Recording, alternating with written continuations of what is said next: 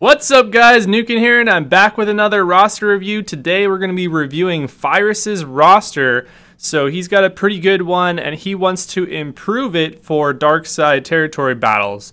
So there's a few packs in the stores. There's a Colonel Starck pack, and there's a Krennic pack, and he wants to know whether they're good, whether they're valuable.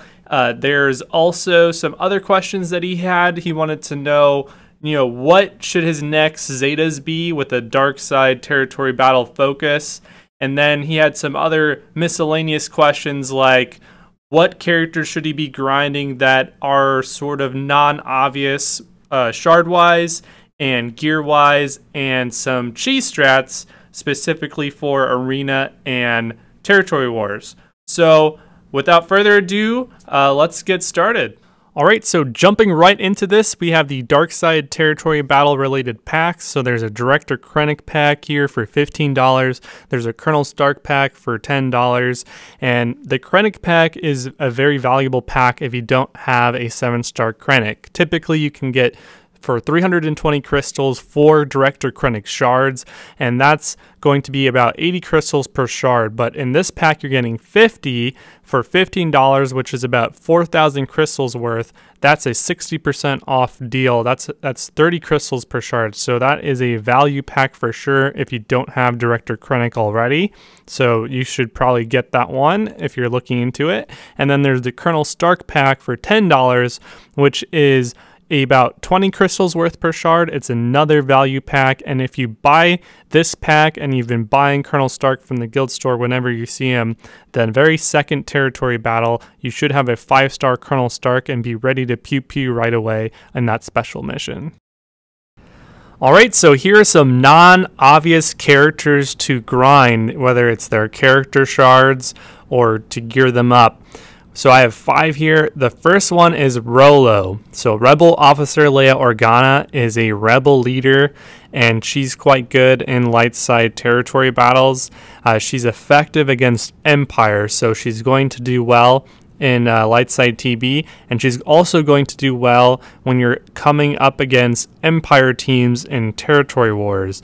So you should consider getting her up to gear 9, gear 10, or gear 11 to have an extra offensive team that is effective against the Empire with your kind of B, C, or D level units.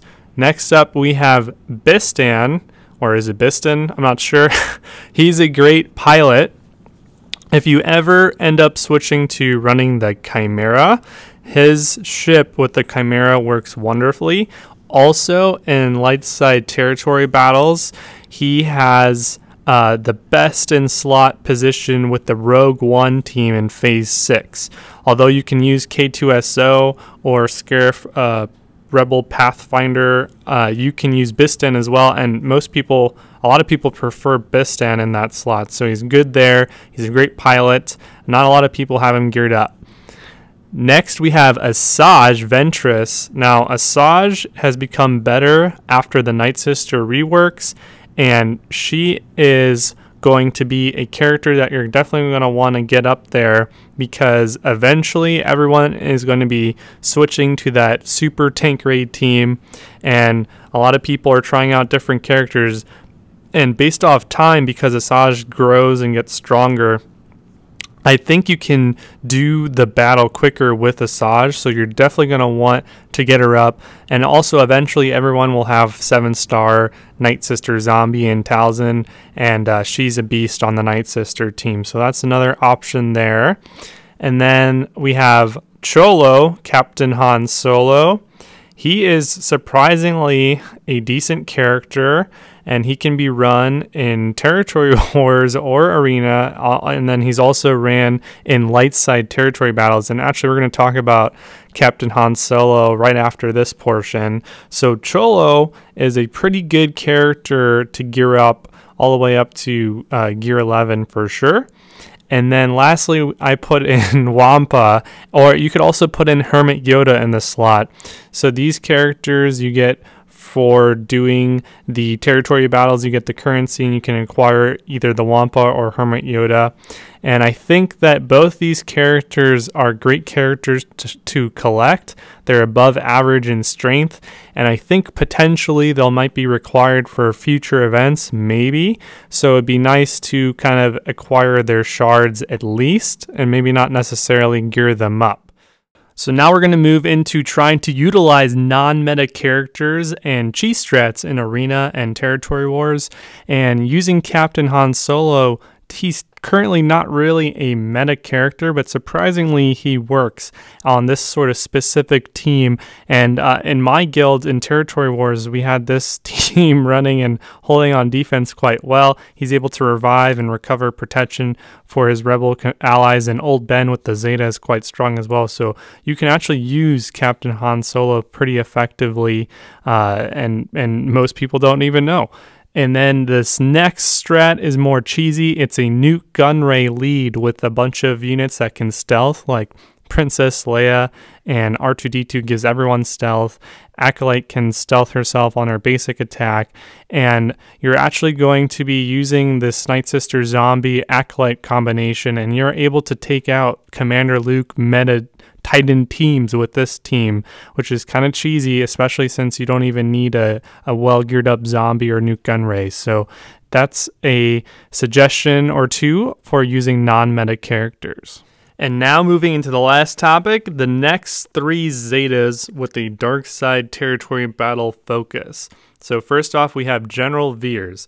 So General Veers is required throughout dark side territory battles, and I think he should be your first Zeta in this regard, because he is not only is he used throughout Darkside TB, but he's also great in Galactic War. He helps you clear it on auto very quickly. He's an amazing counter to Night Sisters in Territory Wars, so he has a lot of uses, more so than some of the other Darkside Zetas. So I would do General Veers first, and then next I would consider Zetting Director Krennic.